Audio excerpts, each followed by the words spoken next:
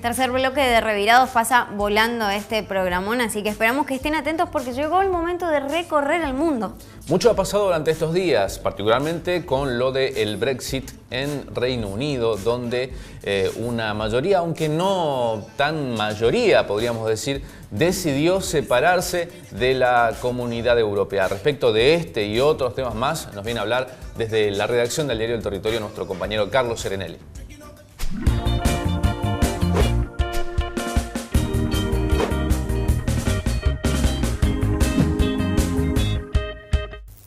Muy buenos días, y efectivamente esa decisión de los británicos de salir de la Unión Europea es el tema internacional del momento, tras el referéndum celebrado el pasado jueves con una ajustada victoria por la decisión de abandonar el bloque comunitario y que ha causado un verdadero terremoto político y financiero tanto en el Reino Unido como también en algunos otros países de la Unión Europea que están viendo con preocupación lo que puede pasar el futuro de la Unión Europea y sus lazos con el Reino Unido. Lo concreto es que en el referéndum celebrado el pasado jueves, la decisión de abandonar la Unión Europea se impuso por un ajustado margen, pero se impuso al fin. El 52% votó por irse y el 48% votó por quedarse en la Unión Europea. Hoy el Parlamento Europeo adoptó en sesión extraordinaria una resolución en la que insta al Reino Unido a iniciar inmediatamente el proceso de ruptura con la Unión Europea. Los dos principales partidos políticos británicos también están viviendo su propio terremoto interno. En el Partido Laborista, su líder, Jeremy Corbyn, se enfrenta hoy a una moción de censura interna a consecuencia del Brexit.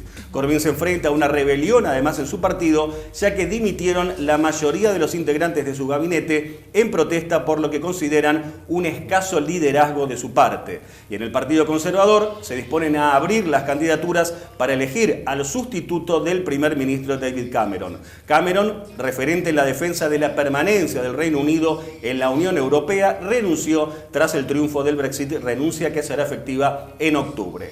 Hay además quienes impulsan un segundo referéndum, como es el caso del ministro de Sanidad británico Jeremy Hunt. En tanto, Escocia e Irlanda del Norte también se rebelan. Allí la mayoría votó por la permanencia en la Unión Europea y tanto Escocia como Irlanda del Norte quieren ahora independizarse del Reino Unido para seguir dentro del bloque comunitario europeo por su parte. En lo económico, en el Reino Unido cayeron la moneda británica, que es la libra, y los mercados, mientras el dólar estadounidense sube. Por su parte, la calificadora de riesgo Fitch bajó ayer la nota de deuda del Reino Unido y plantea una perspectiva negativa para ese país. También cayeron la mayoría de las bolsas de los demás países europeos. En el referéndum del jueves, con ese 52% a favor de la salida, la gente de mayor edad fue la que votó mayoritariamente por abandonar el bloque comunitario, mientras que los más jóvenes apoyaron la permanencia. El temor a una llegada incontrolada de inmigrantes fue uno de los principales motivos por los que triunfó el Brexit. Sus partidarios también creen que con la salida de la Unión Europea se abrirán nuevos mercados para el Reino Unido y que así mejorará su economía. La salida efectiva del Reino Unido de la Unión Europea demandaría al menos 2 años y hay quienes hablan incluso de que puede llegar a tardar hasta 5 años en concretarse esa salida concreta, efectiva y total del Reino Unido de la Unión Europea, pero con un panorama muy incierto todavía ante ese terremoto político y financiero que ha generado, como decíamos, esta decisión de los británicos. Carlos, ¿por qué crees que la mayoría de los habitantes del Reino Unido votó a favor de la separación de la Comunidad Europea? Pues al parecer es ese tema del que hablábamos, la inmigración, la preocupación de que haya, entre comillas, una avalancha de inmigrantes que afecte al Reino Unido, aparece como uno de los principales factores. La Comunidad Económica Europea, la Unión Europea, es realmente un bloque muy distinto de lo que es el Mercosur. Allí se puede ir de un país a otro sin realizar ningún tipo de trámite. Cruzar una frontera internacional en Europa es como ir de acá a Apóstoles, por decir algo, y por lo tanto temen que por la entrada de inmigrantes por cualquier frontera europea, luego esos inmigrantes se distribuyan masivamente por el resto de Europa, y este es uno de los temores que tendrían los británicos y que habría impulsado a esa salida de la Unión Europea para poder blindar ellos sus propias fronteras. Pero también en una faceta económica hay quienes creen que con la salida de la Unión Europea se abrirían nuevos mercados y que esto beneficiaría al conjunto de la economía británica. Bueno, una de las economías más fuertes con Alemania en la zona europea. Efectivamente, y un país bastante particular dentro de lo que es la Unión Europea, ya que, por ejemplo, no adoptó la moneda única europea que es el euro, sino que mantuvo su propia moneda como es la libra. Vamos a cambiar ahora de tema, seguimos en Europa, pero vamos a hablar de España, donde a la sombra de ese Brexit se realizaron el pasado domingo elecciones indirectas para elegir presidente. Segundas elecciones en ese país después de que en diciembre pasado, tras los resultados de aquellos comicios, ningún partido político lograra cerrar alianzas para conformar una nueva mayoría. En España, les recordamos, son los parlamentarios quienes tras los comicios generales votan para investir al nuevo presidente. El Partido Popular del presidente saliente y candidato a la reelección, Mariano Rajoy, fue otra vez el más votado e incluso mejoró sus resultados de diciembre, pero quedó igualmente lejos de una mayoría propia. El Partido Popular logró 137 diputados, 14 más que en diciembre, pero quedó a 39 escaños de obtener mayoría propia, que es de 176 diputados. Lo siguió el PSOE de Pedro Sánchez con 87 escaños y tercero la coalición de izquierda Unidos Podemos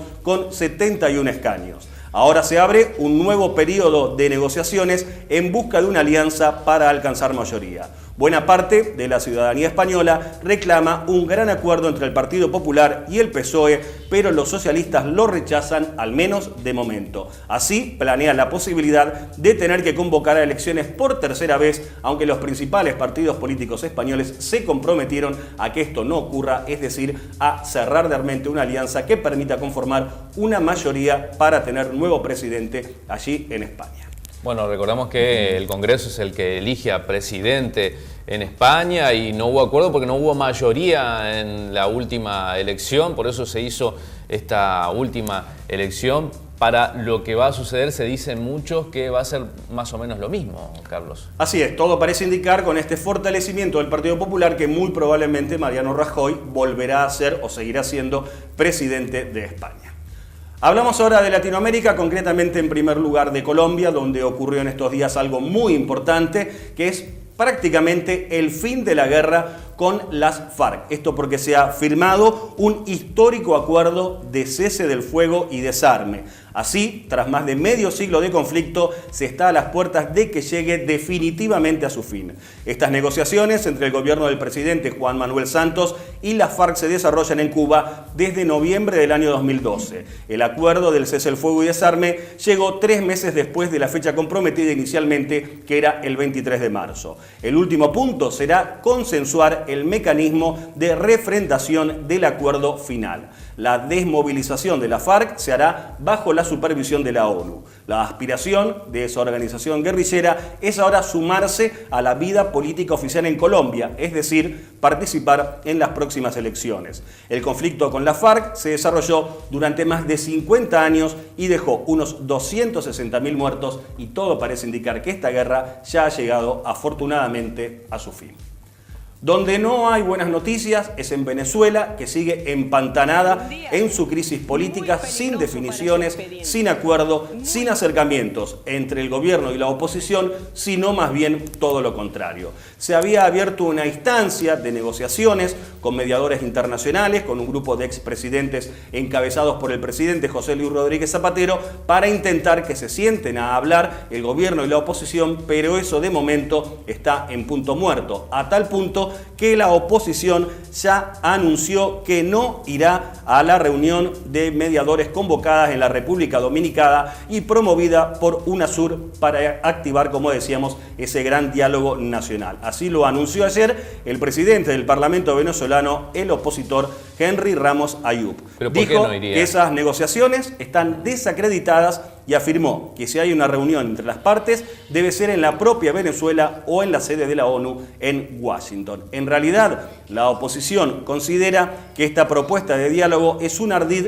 del presidente Nicolás Maduro para frenar o retrasar la convocatoria a un referéndum revocatorio de su mandato. En tanto, el oficialismo prepara una ofensiva legal contra la convocatoria a ese referéndum. Y en tanto, la crisis en Venezuela fue tratada en la OEA, pero sin llegar a nada en concreto. Había una propuesta de Luis Almagro, secretario general de la OEA, para que se aplique la Carta Interamericana, que es un mecanismo que prevé una mediación diplomática primero y luego, si fracasa, podría llegar a la suspensión o a la expulsión incluso de un país de la OEA en caso de graves crisis institucionales. Pero, aunque se debatió, se habló de la situación en Venezuela la semana pasada en la reunión de la OEA, esa propuesta para aplicar la Carta Democrática Interamericana ni siquiera llegó a ser votada.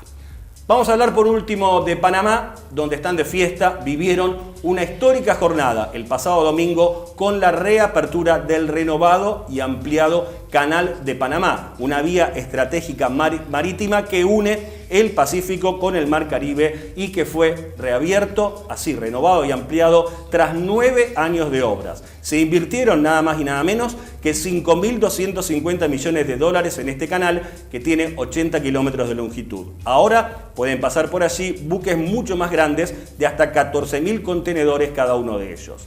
Panamá vivió esta reapertura como una verdadera fiesta nacional el domingo. Ese canal de Panamá fue inaugurado en agosto del año de 1914 y desde entonces ha dinamizado el intercambio comercial y económico al proporcionar una vía de tránsito corta y relativamente barata y que se ve ahora reimpulsada con esas espectaculares obras inauguradas el pasado domingo.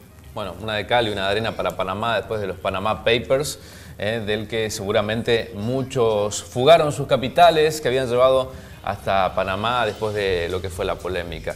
Bueno, Carlos, muchísimas gracias. Hasta el próximo martes. Hasta el próximo martes, Carlos, y hasta el próximo bloque con Rulo Espínola, así que quédate con nosotros acá en Revirados. Chao, volvemos.